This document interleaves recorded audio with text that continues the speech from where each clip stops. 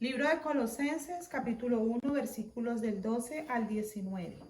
Con gozo, dando gracias al Padre que nos hizo aptos para participar de la herencia de los santos en luz, el cual nos ha librado de la potestad de las tinieblas y trasladado al reino de su amado Hijo, en quien tenemos redención por su sangre, el perdón de pecados. Él es la imagen del Dios invisible, el primogénito de toda creación, porque en Él fueron creadas todas las cosas, las que hay en los cielos y las que hay en la tierra, visibles e invisibles, sean tronos, sean dominios, sean principados, sean potestades. Todo fue creado por medio de Él y para Él. Y Él es antes de todas las cosas, y todas las cosas en Él subsisten. Y Él es la cabeza del cuerpo, que es la iglesia, el que es el principio, el primogénito de entre los muertos, para que en todo tenga la preeminencia, por cuanto agradó al Padre que en Él habitase toda plenitud. Padre Santo, en el nombre de Jesús, hoy rendimos nuestro corazón a tu verdad. Te pedimos, Espíritu Santo, que nuestro corazón arda de pasión cuando nos reveles tu palabra, que nuestro corazón hoy se ponga contrito y humillado, arrepentido, en dolor y tristeza, porque cuando pecamos lo hacemos delante de ti. Te damos gracias por tu sangre preciosa que nos limpia cada día de toda maldad. Te damos gracias por ser amoroso, lleno de misericordia, que no nos das conforme a nuestros pecados, sino conforme a tu justicia. Háblanos, Espíritu Santo. Queremos conocer al Padre, queremos conocer al Hijo y vivir en esa verdad. Danos discernimiento de tu voluntad.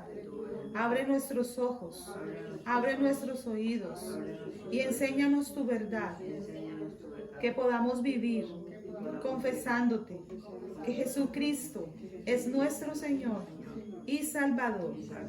Gracias te damos en el nombre de Jesús. Amén. Oh Señor Jesucristo, tú eres la imagen del Dios vivo.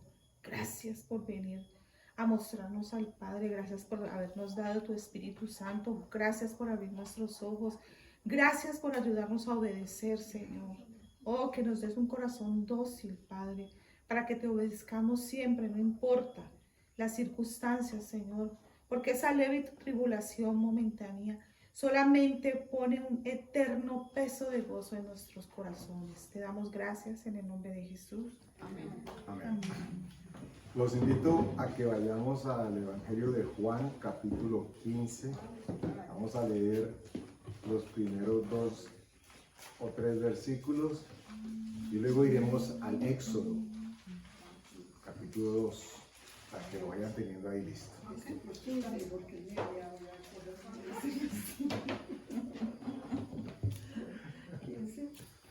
Evangelio de Juan, capítulo 15, versículos 1 al 3. Amén. Dice así: Yo soy la vid verdadera y mi Padre es el labrador. Todo pámpano que en mí no lleva fruto lo quitará, y todo aquel que lleva fruto lo limpiará para que lleve más fruto.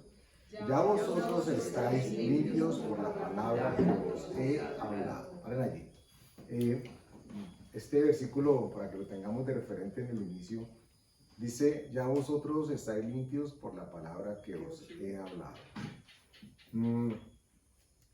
Para que entendamos la magnitud de lo que significa este versículo, tenemos que aclarar y aterrizar que tenemos que asegurarnos, acá esas constantes reafirmaciones, que lo que estamos escuchando cuando venimos a escuchar a Dios es palabra de Dios. ¿Ok? Porque hay gran diferencia y el tema de hoy va a estar alrededor de una palabrita de 2 letras que siempre está en boca, muchísimo más allá, sobre todo en los creyentes, pero que espero que con la ayuda de Dios podamos tener una visión, un acercamiento, si ya lo tenemos un poco más, y si no lo tenemos, acercarnos un poco más a esta palabrita de las letras, que ya creo que ya todos saben qué es. Antes de nada, es de vital importancia que nosotros, ustedes y yo tengamos claridad entre la diferencia de lo que establece el mundo como concepto de esa palabrita de 2 letras y lo que Dios dice de esa palabrita de letras. Ya todos sabemos entonces de qué palabrita estamos hablando, ¿cierto? Fe. Hago un comercial chiquito, una anécdota de alguien que me contaba que tenía una compañera, una profesora en la universidad cubana, y la profesora decía que los cubanos vivían por fe. Y entonces, pero ella explicaba a sus estudiantes a qué se refería con fe, que los cubanos en la isla vivían porque las familias enviaban las remesas. Entonces, para ellos, todos los cubanos en la isla vivían por fe, ¿ok? Por familias en el extranjero, que eran los que les enviaban las remesas para que se sostuvieran. Pero no estamos hablando, nosotros no vamos a hablar de esa fe, si bien tiene también un referente ahí manifiesto. Pero es tan importante que nosotros podamos despegarnos de, tal vez, si es el caso de ustedes, fue el caso nuestro, de ese concepto de amarrado y aquilosado que está con el tema de fe, en términos de que significa una expresión positiva de una esperanza manifiesta acerca de algo que se va a referir. Ojo, y aclaro que no es que sea o diga algo distinto, pero para nosotros los creyentes, y lo vamos a ver ahora, espero, con la ayuda del Espíritu Santo en su palabra, para nosotros los creyentes, esa palabrita tan sencilla pero tan puntual, marca la diferencia entre la vida y la muerte. No es ya la expresión a la que nos acostumbraron, o acostumbramos tal vez nosotros, al decir, tenga fe, ¿cierto? O no, es que yo tengo fe, y aplicamos el concepto de fe al negocio que estábamos esperando que saliera, ¿ok? A la oportunidad que esperábamos que se diera, y gloria a Dios, Dios nos respalda y nos ha respaldado y nos respaldará. Pero vamos a encontrarnos con la Escritura de que el significado de fe, lo leeremos ahora, que ya sé que ya a todos vino el versículo que lo refrenda, pero vamos a encontrarnos con que la Escritura nos muestra que fe, el acto de fe, implica más dar que recibir.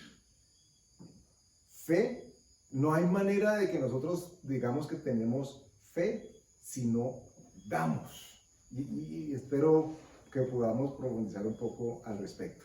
Era necesario entonces que iniciáramos con este Evangelio de Juan, porque dice que vosotros ya habéis sido limpios por la palabra que os he hablado. Entonces, ustedes y yo tenemos que tener total confianza, eso es lo que significa la fe, confianza en que lo que Dios ha dicho sobre nosotros y acerca de nosotros es palabra de Dios, por lo tanto es de inmediato y completo cumplimiento. ¿Eso qué significa? Dime, María Eugenia. Es que a mí, por ejemplo, me da un poquito de miedo eso porque, digamos, yo soy cristiana hace muchos años, pero yo casi no llevo fruto, digamos, de tener discípulas, pues ya está, ya apenas con la iglesia o algo así, y nada, y entonces, o digamos, sí, tener un centro y nada, y entonces, pero entonces ahí también dice la palabra que ya ellos estaban limpios, o sea, nosotros también estamos ya limpios por la palabra de Dios. Es que, miren ustedes, y gracias por la observación, cómo la visión nuestra debe estar tan integralmente explícita o explicada por el Espíritu Santo a nosotros, que cuando hablamos de que la palabra nos limpia, noten ustedes que a más palabras expuestas en nuestras vidas, más se manifiestan cosas o conceptos o experiencias o aprendizajes que teníamos, que cuando las exponemos a la palabra nos va limpiando empezando inclusive por ahí. Porque lo que tú mencionabas, ese es un gancho. No sé si la palabra sea gancho, pero sí es un yugo, con permiso y con respeto delante de Dios lo digo, que tal vez se ha querido poner sobre el cristiano. Porque todos los cristianos estamos llamados a predicar y a hablar del Evangelio. Esto no es exclusivo de un pastor, un ministro, una ministra. Todos estamos llamados Y en cualquier sitio. y a cualquier persona. Ojo, pero lo que no nos dijeron cuando nos ponían ese yugo de que teníamos que dar fruto, era que esto teníamos que hacerlo era si éramos guiados por el Espíritu Santo de Dios, si éramos guiados por Dios, si éramos enviados por Dios. Recuerda que leíamos la vez pasada una escritura que nos decía, ¿y quién predicará si no hubiera quien predique? ¿Y quién nos enviará si no fueran enviados? Nosotros tenemos que asegurarnos de que estemos haciendo la voluntad de Dios ministerialmente en nuestras vidas. Eso es lo que tiene que tener claridad, no lo que la iglesia o la institución o la organización con muy buenas intenciones haya plantado o haya planteado para nuestras vidas. Recuerdo, y tal vez me salga un poco del tema, pero pues yo creo que así lo quiere Dios,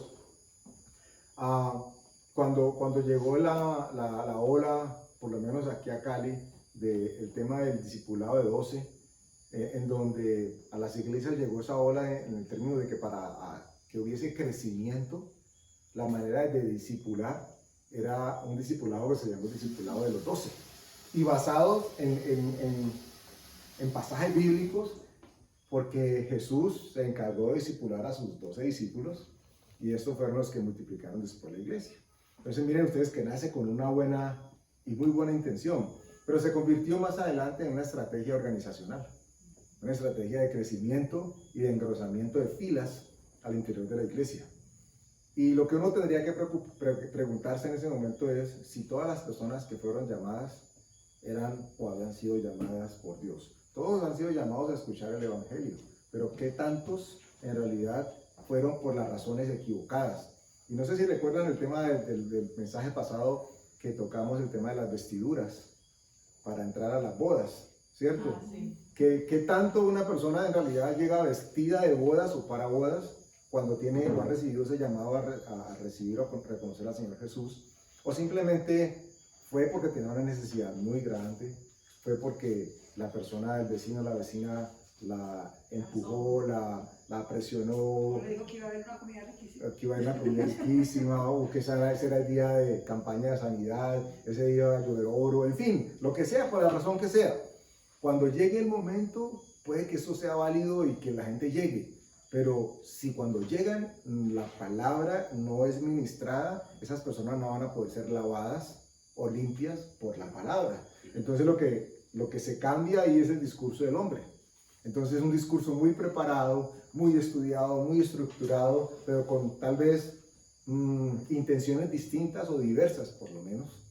Y si es eso lo que se predica desde el púlpito, pues no es eso lo que va a alabar a las personas. También, a ver, es interesante que se haya puesto este tema, porque el fruto que nosotros nos manda la palabra siempre a dar es un fruto de carácter. ¿Cuál es el fruto del Espíritu Santo? Amor, gozo, paz, paciencia, benignidad, bondad, fe, mansedumbre y templanza. Ese es el fruto al cual Dios está esperando que nosotros manifestemos. Cuando esos frutos están puestos allí por el Espíritu Santo, el día que nosotros recibimos la salvación. Lo que viene es la vida de santificación todos los días, de que ya somos santos, pero que nosotros sepamos que ya somos santos y empecemos a comportarnos como habla la Escritura.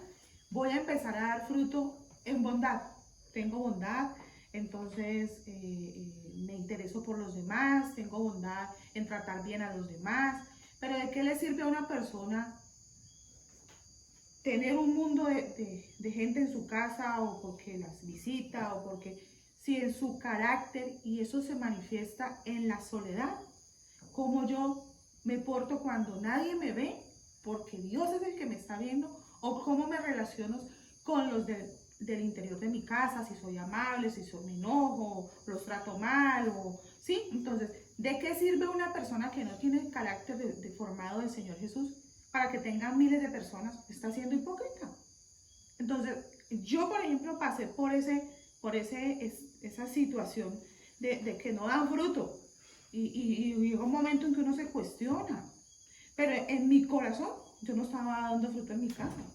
Entonces, yo con qué autoridad moral le iba a decir a una persona, vean, no se enoje, que aquí dice que no se ponga el sol sobre su enojo, Cuando yo dejo que el sol se ponga sobre mi enojo y grito y miro mal y perdono a los 20 días y no le hablo a fulano, ¿sí me entiendes? Entonces yo me cuestionaba eso, yo con qué autoridad voy a decirle a una persona que haga lo que dice la Biblia si no, yo no lo estoy haciendo. Entonces aquí Juan 15 es del fruto. ¿Cuál fruto? Del Espíritu Santo. El fruto que nos fue dado por esa maravillosa redención del Señor Jesús. No es fruto de traer gente. El fruto, ese fruto de traer gente, de compartir, más que traer, es de compartir del Evangelio, se va dando inmediatamente en la medida en que nos rindamos. Hay que estar todos los días en la cruz, hay que crucificar, hay que decirle al Señor Jesús que nosotros estamos muertos con ellos. Entonces, el día de que uno le va a compartir a alguien, no solamente le va a compartir de la salvación, sino que le va a dar una muestra. ¿Una muestra de qué? Del carácter. Porque uno en el momento es amable y suavecito y tan lindo, pero conózcame a mí sola. Un día quede conmigo sola. ¿Sí me hago entender? Ese es el fruto, eso nos debe preocupar. Cuando ese fruto esté establecido y arraigado, es la facilidad más grande del mundo de ir a contarle al mundo las buenas nuevas de salvación. Ahora, esto no implica de que entonces tengamos que sentirnos o creernos perfectos No. o que estamos ya maduros para ir a hacer esto o aquello. Aclarando siempre, si Dios nos habla y nos envía y nos dice, habla, ve, haz, eso es lo que tenemos que hacer. También le pone el querer como el hacer. Claro, claro. El querer como el hacer, porque yo recuerdo hace muchos años que cuando conocí de Dios, que había tanto fuego en mi corazón, yo quería salir y contarle al mundo en la calle, donde pasara por todo lado, hasta encontré un niño en la calle fumando marihuana y me senté con él en la calle, me sentaba con los recicladores, ¿no? ¿Cómo se les llama ahora? Los habitantes de la calle. Y había habitantes de la calle y a mí eso me ardía en el corazón sentarme con ellos y me sentaba con ellos y en esos días pensaba eso, si yo antes hacía eso sin importar quién fuera y sin importar dónde estuviera, ¿por qué uno a medida que va pasando el tiempo, como dices tú, que llevas 20 años, 20 dijiste? ¿Tú sí dijiste el número? 30. Que uno lleva pues tantos años en el Evangelio y que no haga nada. Entonces en estos días pensaba yo eso y decía, yo me acuerdo en mis inicios que yo me sentaba en la calle y les compartía y compartía que yo no sabía que compartía, solo compartía el amor de Dios porque estaba muy chiquitita y ni siquiera leía palabra, si acaso leía muy poca, pero Dios respaldaba en ese momento y la gente en ese momento recibía lo que Dios les mandaba poco, pero ese poco era mucho para Dios en ese momento. Yo me hago una pregunta a propósito del tema este de la predicación y de las multitudes. ¿Qué diría de Jesús si a los predicadores que persiguen este tipo de frutos hubieran estado en el tiempo con Jesús? Pero Jesús ya tiene 3 años y sigue, la iglesia es de los mismos 12. ¿Por qué no crece? ¿Por qué no aumentan? Y lo que es evidente que la Escritura nos enseña es que los planes de Jesús iban mucho, pero mucho más allá de multiplicar una iglesia. La iglesia iba a tomar lugar cuando Él se estableciese como sacrificio y se iba a estructurar cuando sus discípulos, ya discipulados, pudiesen compartir las buenas nuevas que han recibido de Él. Pero noten ustedes que aparecen los 12 discípulos, pero la Escritura después nos habla de otros más, que no son contados de entre los discípulos, ni siquiera son contados desde los apóstoles. Y la Escritura los incluye en un lugar privilegiado, y ninguno de ellos andaba buscando iglesia. Esto es muy vital. Lo que nosotros debemos andar buscando iglesia es a donde quiere Dios que nos congreguemos, pero no necesariamente, a no ser que ese sea el llamado a establecer iglesia. Si ese es el llamado, ora, ayuna, para cualquiera de nosotros, Dios, muéstranos y en el tiempo tuyo. y en el tiempo que es. Nosotros, ustedes conocen más o menos cómo Dios nos empezamos a ver como testimonio, como ministerio, y seguramente no estaba en nuestros planes el iglesia o el establecernos como congregación, pero fue así como Dios lo quiso. Nosotros llegamos allí con un ímpetu y con unas ganas de la casa y que vamos a construir y vamos a hacer acá. Y les cuento algo sencillo. Nosotros hicimos una cosa que parece una pajarera allá arriba, pero ustedes no se imaginan con qué gozo lo hicimos nosotros en su momento. Le llamábamos el lugar secreto. Ya la casa la habíamos entechado y después de haber hecho un poco de cosas, vino al corazón. Yo lo compartí con Martica y ella me copió la idea y hagamos un lugar secreto para Dios.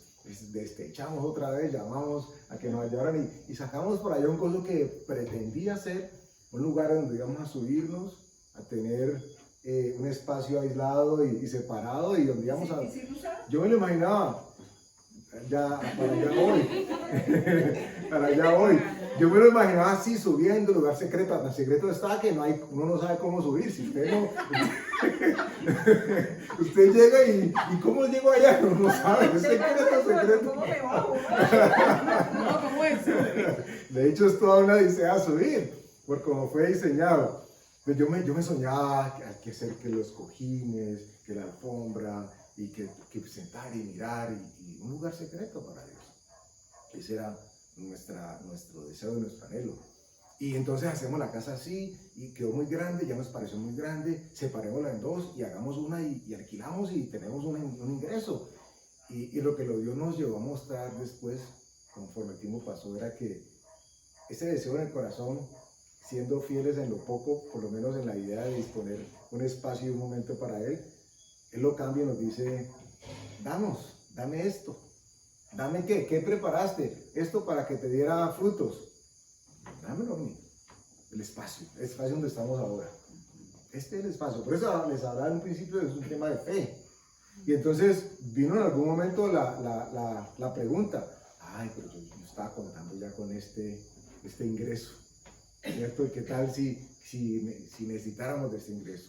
Y Dios siempre diciéndonos, dámelo, que yo me encargo de ti.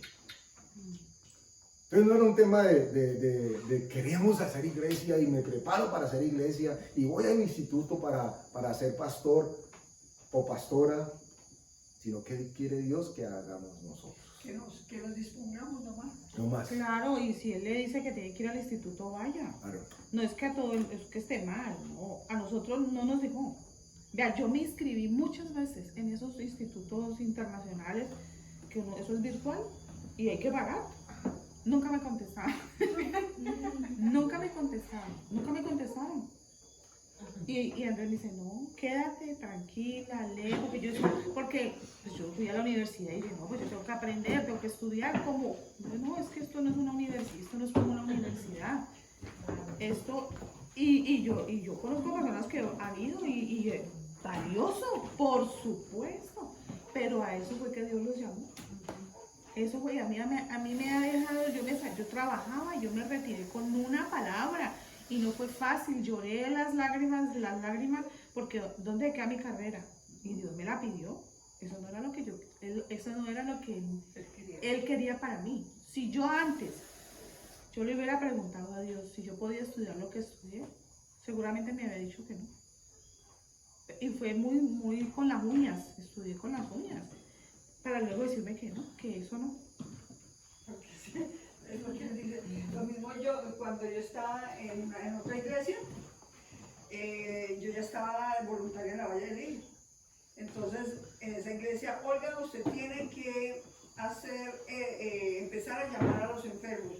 Pero yo no quería hacer eso. A mí no me gustaba eso. ¿Cómo así que llamar a los enfermos? Sí, tiene que llamar a fulanita porque no fue. Y a esa tienes que decir, pero es que yo no, pero ¿por qué? Porque si usted está trabajando en la Valle del Hilo, puede hacer eso. Y no, es que no me gusta. Y yo, bueno, está bien. Y yo me fui y llamé una vez. Y yo, ¿cómo está? ¿Que cómo siguió? ¿Que cómo? No, yo no quiero hacer eso. Y después, bueno, entonces usted tiene que hacer esto y esto, pero porque usted tiene que hacer algo. O sea, tenían que ponerme a hacer algo. Y yo no quería hacer nada. Y yo, pero ¿por qué tengo que hacer? Y me pusieron a estudiar un estudio bíblico y yo iba los domingos muy temprano porque la oración empezaba a tales horas, entonces 2 horas antes estamos allá. Y a mí eso me parecía aburridísimo, llenar un libro y llenar el libro y llenar el libro, y no era lo que uno quería, sino lo que ellos preguntaban ahí, y llenar a uno las preguntas que ellos hacían. Y yo, pero yo no quiero ir hasta que me salí de esa iglesia y dije, yo me salgo, porque yo la verdad Ahora, no soy para esto. Entonces es lo que Dios dice, no es lo que, y no es lo que la gente le diga a uno, sino lo que Dios quiera para uno. se trata, en el camino cristiano se trata más de permanecer que de inclusive iniciar. Porque muchos inician, muchos hemos iniciado. Pero cuando tú, María Eugenia, miras 30 años atrás, de pronto de aquellos que iniciaron contigo, ¿cuántos han permanecido? ¿Cuántos permanecen? Que recibieron palabra tuya, que recibieron un detalle, una acción de parte de Dios a través tuyo, y que se sembró la palabra en ellos. Entonces, hoy, 30 años después, tú dices, este permaneció, todavía quiere servir al Señor. No, este tiene un grupo de oración, o este tiene una iglesia, ¡qué bendición! Y si no hay ninguno de ellos, que alguien pueda decir, yo recuerdo unas palabras que me dio María Eugenia y esas palabras marcaron mi vida de aquí en adelante. Porque lo que tenemos que hacer es lo que Dios nos ha dicho que hagamos. Y permanecer es lo importante. Y eso es lo más duro.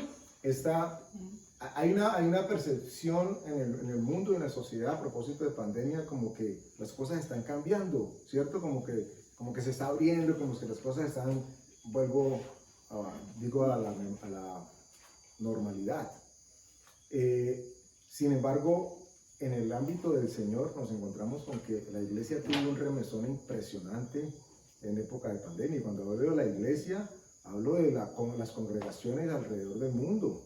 Muchas personas, nosotros no alcanzamos a conocerlos ni a contarlos, pero muchas personas dieron la espalda a propósito de lo que estaba pasando. Muchas personas que no tuvieron la estructura y el fundamento para permanecer con Dios, sin la figura del ministro o ministra que les dijera qué hacer o qué no hacer. Estas personas se perdieron en el firmamento de las circunstancias. Movieron la canasta, Un zarandeo. Y en el filtro quedaron. Entonces lo importante es... Y sobre todo gente eminencia, pastores, cerramos y cerraron y sin importar dónde estaban sus ovejitas. Así como ovejas que no tienen pastor, quedaron sus ovejitas. Yo soy de una iglesia y las ovejitas por ahí mirando a ver dónde salían, por dónde se arribaban y no tenían dónde arrimarse. Y yo sí doy gracias a Dios que esta iglesia estuvo en pie siempre para nosotros. Es una bendición y oramos y daremos gracias por aquellas iglesias o congregaciones o personas que se vieron afectadas, pues para que Dios restaure y acomode. Sin embargo, miren que lo trascendental es permanecer. Y si nosotros éramos 20 antes de que empezara todo esto y seguimos siendo 20, qué bendición. ¿Quiénes podrían darse cuenta? Y Jesús lo dijo cuando nos enseña hablando con el Padre, y dice, Padre, de las ovejas que me diste, ninguna se perdió. De las que me diste. Y eso es lo que nosotros tenemos que tener claridad. Entonces la palabra nos va limpiando, retomando al versículo de Juan, nos va limpiando de aquello que nos metieron como yugo, que se convirtió más bien en una estrategia en algunos casos evangelística y que funcionó. Y que gloria a Dios, de 50,000 personas que llegaban a una iglesia o que pasaban por una iglesia, pues se quedaban 500. Bueno, ese fue el filtro que Dios utilizó. Gloria a Dios por las otras 45,000 que no llegaron. Pero, ¿a qué nos llamó el Señor? Y yo esto lo hemos mencionado en varios momentos, pero a propósito del tema creo que vale la pena ser repetido. Recuerdo, en algún momento nosotros nos cuestionamos con Dios cuando las reuniones para recibir palabra fueron cambiadas para dar informes de gestión. Cuando llegábamos y básicamente era, ¿a cuántos les has predicado? ¿Y cuántos has consolidado? ¿Y cuántos? Y nosotros estábamos ya hambrientos de seguir queriendo aprender de la palabra de Dios, porque la palabra nos lavaba. Por la misericordia de Dios, quien en ese momento estaba al frente y pastoreaba, hacía lo que le pedían, porque el pastorado líder le pedía también cuentas. Pero recuerdo mucho, yo no sé si Martica lo recuerda, hubo momentos en los que el ejercicio era memorizarnos la palabra de Dios. Capítulo entero. Y nos tomaban la lección. Todo Efesios. Así, literal. Y entonces y uno estaba en la Ahora casa sí, y lea. usted, Y a lo, ver, siga usted. y lo practicábamos. Y eso era como una especie de poesía coral. Llegábamos y éramos 12, los 12 del pastor. Y con sus esposas. ¿Y qué espiritual tenía eso? Nada. Pónganme cuidado. Llegábamos los 12 y entonces empezaba a ir, ok, Efesios 1. Entonces empezaba el 1 y ya, tú. Y entonces todos teníamos que saberlo. Y le doy tantas gracias a Dios por esos oasis en esos momentos. Porque es que eso a nada que nos daban, eso Porque- era mucho. Porque era la palabra, nos obligaron a enfocarnos y a aprender y a memorizar la palabra, y si algo podía hacer que quedara era precisamente la palabra. Porque cuando llegaban los momentos de reuniones y la iglesia era grande, y entonces se llamaba al altar a las personas nuevas, ¿quiénes quieren recibir al Señor? Y entonces salían 10, 15, 20 personas, y había un espacio que se llamaba de consolidación. Y en ese espacio entonces todos los nuevos les decían, por favor, al final del culto vengan y se quedan y les vamos a entregar un regalito. El regalito era seguramente un tratado de salvación, pero además se los ubicaba en un espacio relativamente grande donde alguien les iba a decir lo que había pasado, ¿cierto? Lo que habían hecho, que habían recibido al Señor, pero que ahora alguien se iba a encargar de estar a su cuidado. Y este alguien, pues, formaba parte de esa rifa que había. Entonces, si habían 15, se repartían entre los que estaban como al cargo de la consolidación. Y yo recuerdo en algún momento, porque uno recibía a esas personas y tenía que ir a visitarlas. Y podía hacer que la persona viviese al otro lado de la ciudad o cerca, eso no importaba. Pero había momentos en los que, no, es que yo fui a visitarla antes porque ella estaba cerca de mi casa. Ah, pero fue la que me entregaron a mí. Ah, pero no, es que a mí también me la pasaron y yo supuse. Y se empezó a dar una especie de competencia, una rapiña. Yo peleé. Una rapiña, ojo, para poder dar cuentas después, para poder entregar cuentas. Porque ¿cómo así que me entregaron 2 o 3 para consolidar? Y de esos, no, yo no sé qué hicieron. Yo menos que con el pastor. Entonces uno llegaba a las reuniones y era, bueno, ¿y ustedes cuántos consolidaron? ¿Y cuántos? Y uno como que a toda era dar cuentas. Y ser el mejor en una competencia, claro, consolidé más y me siento mucho más. Pues eso no lo decían así, ¿no? Y yo creo que por razones obvias no lo decían así, pero terminaba convirtiéndose en una muestra de resultados, ¿okay? Unos indicadores de la eficiencia aplicada o no. Y bueno, eso daba resultados. Y la iglesia creció. ¿De qué manera? Pero en estos momentos con dificultades complejísimas. Y oramos, y hemos orado y hemos bendecido a esas personas, porque el propósito de Dios es que nosotros estemos pegados de Él. Por eso es tan vital, miren, no vamos a salir de este Juan 15, que la palabra sea la que nos limpie, que la palabra sea la que nos lave. Y que hagamos lo que Dios le ha mandado hacer a cada uno. Eso es. Cada uno tiene un don diferente, no todos somos iguales. Ustedes recuerdan que Jesús en varios momentos, a propósito decía que apartados de mí, hacedores de maldad. Y Señor, pero ¿y nosotros echamos fuera demonios en tu nombre? E hicimos esto en tu nombre. Y Él dice, nunca os conocí. Y no sé si por sus mentes ha pasado cuando se han leído esas escrituras, uy, pero Señor, duro esto, pero ¿cómo así? La televisión. Duro esto, ¿cómo así? Pero se estaba haciendo tu obra. Y la pregunta a hacerse en ese momento es, ¿verdaderamente estaba haciendo la obra de Dios? ¿O era la obra de otro o de otra? ¿Qué nos había mandado a hacer el Señor? Por eso lo importante y lo vital es que nosotros seamos lavados con la palabra constantemente, porque eso es lo que nos va a poder permitir saber si lo que estamos haciendo o pensando hacer corresponde al plan que Dios tiene para nuestras vidas. Sin eso, no hay nada más. Cuando Él está diciendo, vosotros ya estáis limpios por la palabra que os he hablado, palabra de Dios, no era la estrategia de crecimiento congregacional.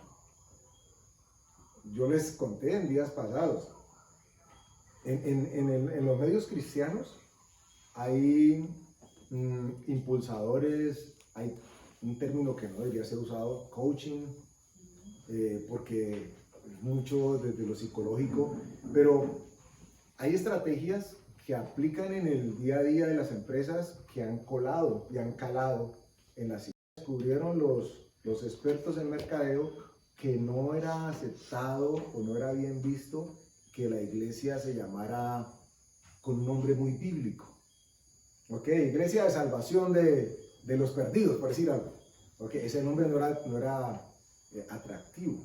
Pero si a esta le llamaban asociación de gente buena del cristianismo, entonces ese nombre era mucho más, el término en inglés es appealing, mucho más enganchador.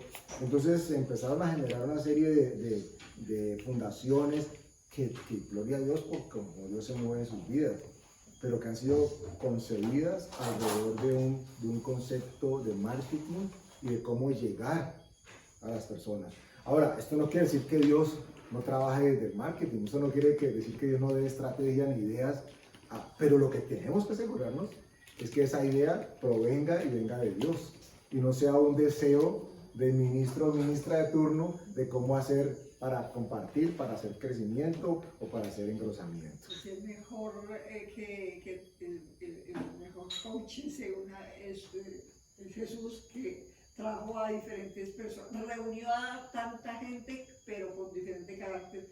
Eso salió yo sigo la Biblia en un año, salió en estos días, decía que el mejor, no coaching, sino decía el mejor líder, cualquier coaching quisiera tener una persona como Jesús, porque él llamó a 12 diferentes y a todos los 12 se los aguantó y a todos los 12 los trataba divinamente. Fuera de eso, a los 70 y fuera de esos, a todo el mundo. Y los amaba y no los juzgaba y antes les enseñaba. Y eso es muy bonito un ejemplo. Claro, de hecho, el concepto de liderazgo que lo aplicamos en muchos aspectos de nuestras vidas no es bíblico, ¿no? El concepto de líder, no es como nosotros deberíamos aplicarlo en la iglesia. El líder es no, es que el líder hay que seguirlo, es el que nos dice qué hacer. No, a quien había que seguir en la iglesia, según Jesús, era al que servía.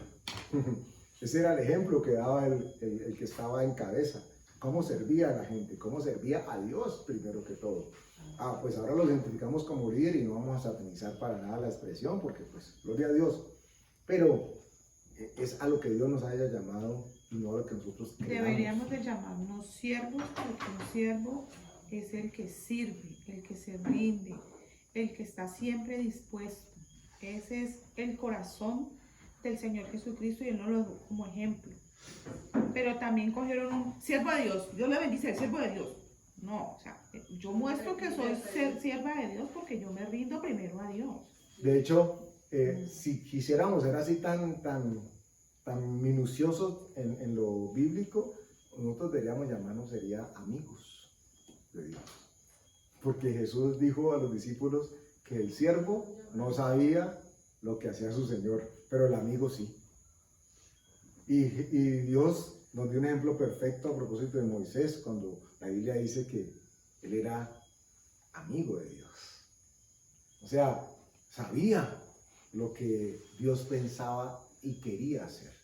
Entonces, si el siervo, claro, venimos a servir, pero si quisiéramos ir así tan minuciosos, no, entonces usted no es mi sierva, siervo de Dios, sierva de Dios, siervo del Altísimo, ¿sí? Que le ponen título, hay veces, ¿no? Entonces sería no, amigo de Dios, esa tendría que ser la escritura. También Pablo habla de esclavos, Imagínate. por amor. Soy una esclava de Cristo por amor a Él. No, pues, o sea, pues voy a hacer, ¿qué hace un esclavo? Rendirse, humillarse y obedecer, ¿verdad? Miren, no vamos a avanzar mucho hoy, pero les aseguro que con la ayuda de Dios podemos meternos en cosas bien interesantes a propósito de este inicio. Que es vital que tengamos claros con el mensaje, con este inicio del mensaje, y es que la fe que el mundo nos ha vendido no es la fe de la cual el Señor nos habla. La fe que el mundo nos ha vendido es la palabra de positivo y aquello que me permite declarar para recibir. Y resulta que la Escritura, cuando la vemos en contexto, nos da a entender que la fe, en vez de ser algo que recibo, es algo que yo entrego. Nosotros entregamos. Cuando nos atrevemos a creer en Dios, nos estamos dejando llevar. Es un salto al vacío. Uy, hago un comercial chiquito porque ayer vi algo que me llamó la atención poderosísimamente. Aquí en Colombia, en el Valle, en Rondadillo, hay un espacio de montañas que es apropiado y en ese momento está tomando lugar un mundial de parapente. Y estos expertos iban volando y la cámara, uno de ellos lo toma, el viento los coge y se enredan como tres por allá en el aire. Se enredan y están enredados y enredados. Y Dios tuvo misericordia de ellos porque la pericia que tuvieron, y todo está quedando registrado en cámara, logran medio acomodarse y hay alguien al que quedaron ellos enredados, que es el que desciende con todos ellos. O sea que un solo paracaídas sirvió para casi 3 o 4. Impresionante. Entonces, como es un tema de entregarnos, por eso hablaba de ejemplo, como si hiciera un salto al vacío, ¿y quién me recibe? ¿Las manos de quién me están esperando? La fe, cuando viene de parte de Dios y nos habla a propósito de Él, nos está pidiendo eso. Miren ustedes que por fe Abraham, lo vamos a leer la próxima vez si Dios lo permite. Abraham, ¿qué hizo? Entregar. ¿Qué han hecho todos los que, y vamos a leer, si ustedes quieren adentrarse, los invito a que se lean para la próxima semana todo el capítulo 11 del libro de Hebreos. ¿De qué? El libro de Hebreos, capítulo 11, donde está detalladamente mencionado las acciones de fe que cada uno de ellos, y todas indican entrega, más que recibir, porque a eso nos enseñaron. Religiosamente nos hicieron creer que la fe era un tema de programarnos y declarar para recibir. Y sí, nosotros recibimos bendiciones de Dios, y Él tiene cuidado de nosotros, Él nos guarda, Él nos cuida, Él nos provee, y Él nos sana. Pero fe, y cierro con eso, Hebreos dice en el 11, sin fe es imposible agradar a Dios. Y sería un Dios totalmente injusto si alguno no tuviese fe y no supiese cómo agradarlo. Sería un Dios al que nadie podría agradar, pero lo hace asequible para todos, porque es que podamos recibir aquello que Él nos ha entregado. Es que esa es la belleza de Dios, es que Él no nos pide sin que antes nos haya dado, porque es que en todos los versículos eso me reveló desde hace días, pero es que con más énfasis en esta semana donde Él decía, y te daré corazón nuevo, y te daré la fortaleza, y te daré, y nos da, pues para que nosotros podamos desempeñarnos. Sí, no hay otra manera. Él no nos manda ahí sin que antes nos hubiera dado para que nosotros pudiésemos hacer lo que Él nos manda. Por eso, justo antes de que empezáramos y nos quedamos allí, ahora entiendo por qué Dios quería que lo hiciéramos así. No formaba parte inclusive de lo que estaba planeado. Pero ese versículo en Juan capítulo 15 cobra vital importancia. Por fe, ustedes y yo tenemos que saber que la palabra de Dios nos lava y nos limpia. Por fe. Sin eso sería imposible que agradásemos a Dios. Si yo no concibo que cuando leo, escucho, atiendo o vivo la palabra, esta me está limpiando, y yo no lo creo, no estoy recibiendo nada de parte de Dios. Y eso cambia mi vida por completo. Porque si yo me entiendo por lo que Dios ha dicho de mi vida, que Él me ha limpiado, y me limpia constantemente. Y nos sigue dando. Y, me porque sigue, nos ríe. y porque nos sigue dando. Claro. Entonces, cada vez que somos expuestos a la palabra, ella nos limpia. ¿Cuándo no se produce limpieza? Cuando no es la palabra la que nos están predicando. Cuando no es la palabra a la que nos están exponiendo. Entonces, pues una palabra muy bonita del hombre o de la mujer y suena hermoso y sí, está muy emocionado, pero esa no te expone a la verdad. Esa seguramente te dice lo que quieres escuchar. Y no siempre lo que queremos escuchar es lo que nos conviene escuchar. Dios nos llama a escoger aquello que nos conviene. Y se lo dijo a los discípulos abiertamente, con esto paramos. Les conviene que yo me vaya. Y ahí la fe de ellos tuvo que haber entrado en movimiento. Obviamente no. Tuvo que haber entrado, pero para la mayoría de ellos, si no todos, dijeron, ¿cómo así? Pero acabaste de llegar. ¿Dónde te vas? Y nosotros, si apenas estamos empezando. Ellos tenían todas las esperanzas puestas en Jesús. Y Jesús le dice, me voy. ¿A dónde, Señor? Imagínense, cuando le hubiera dicho, no, es que ellos me van a matar, peor. Cuando se los dice, ya estaba encima todo lo que iba a pasar. Pero le dijo, les conviene a ustedes y a nosotros que yo me vaya. ¿Por qué, Señor? Esa es la pregunta que tuvo que haber salido del corazón y la mente y la boca de todos. Sí, Señor, ¿y por qué nos conviene? Contanos por qué. Muy poquito tiempo, o sea, aparecía de Jesús en la predicada de Jesús y la... 3 años dice la escritura que se demoró más o menos el ministerio. Sí, más o menos. Sin embargo, lo que hay que tener aquí en cuenta es que Jesús hizo una obra con ellos y manifestó cuando era el tiempo lo que tenía que suceder. Él les decía, todavía mi hora no ha llegado. Pero todo el tiempo les estaba diciendo en los evangelios, sí, voy a ser vituperiado. Todo el tiempo les decía, ellos no decían nada. No entendían, se quedaban callados, no entendían, o preferían simplemente no preguntarlo. Hasta que llegó el momento y le dijo, listo, ya, todo está preparado. En Juan 17. Y la Biblia no nos da estos detalles, pero podríamos nosotros aventurarnos a imaginarnos que tuvo que haber un momento en que Jesús les dijo a los muchachos, a los discípulos, miren, esto es lo que va a pasar. Yo tengo que morir porque yo soy el Cordero de Dios que quita el Pero pecado Pedro del le mundo. dijo, voy hasta la muerte si es posible contigo. No cantará el gallo 3 veces. Sí, que yo me pero niegue. no era que Jesús no se lo dijera para que ellos hicieran o no hicieran. Es que no estaban en capacidad de entender todavía lo que no tenían cómo entender. Se lo dijo a los fariseos y inclusive a los discípulos también.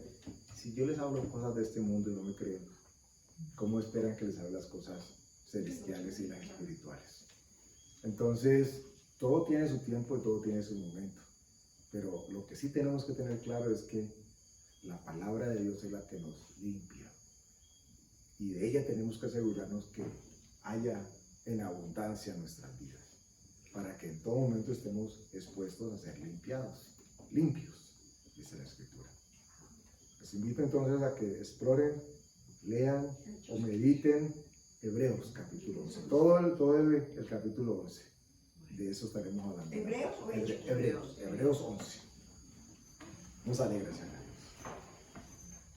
Padre, gracias por tu palabra, Señor.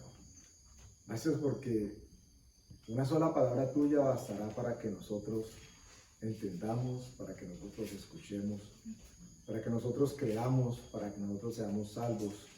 Una sola palabra tuya, Señor. Lo que quieres asegurarte es que sea tu palabra la que hablemos, Señor.